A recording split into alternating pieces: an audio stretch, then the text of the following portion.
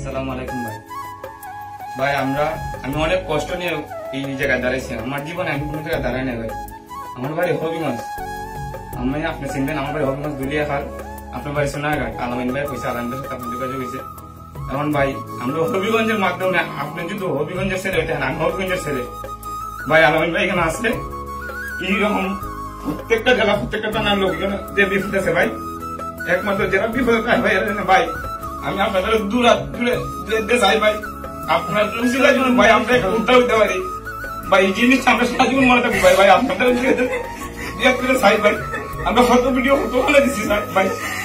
ভাই জানেন ভাই আমরা অনেক কষ্টে আছি, আমরা মা বাপ ফ্যামিলি কত কষ্ট আছে ভাই। আপনার অভিনন্দন মানুষ হিসাবে সবার পক্ষে ভাই আমরা দুটো পাঁচ মতো তৈরি করে ভাই, আমরা একটু উদ্ধার করে আপনার দ্বারা যদি আমরা উদ্ধার হইতে পারি ভাই, আপনার আজীবন আপনার কথা মনে থাকবো ভাই।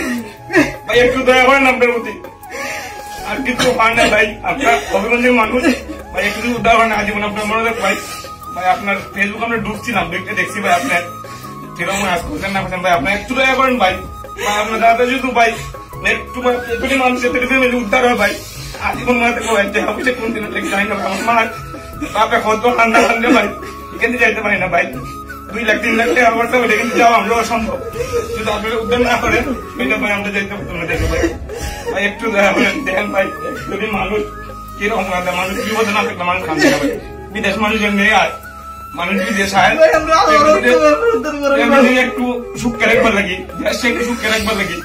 আমার মতো আমি আমার মার ঘরে 2 জন ভাই, আমার মার ঘরে 2 জন। আমি যদি জায়গায় আমার মা বসতে পারবো আমি জানি না। এখন আপনারা যদি দয়া করেন, একটু উদ্ধার করেন ভাই, আমরা একটু দয়া করেন। যেমনি আমরা একটু নিজে তার মধ্যে আমরা একটু ভিডিওটা বসাই দেন, আপনার দ্বারা যদি আমরা উদ্ধার হইতে পারি আজীবন আমরা আপনার মনে রাখুন ভাই। একটু উদ্ধার করেন ভাই।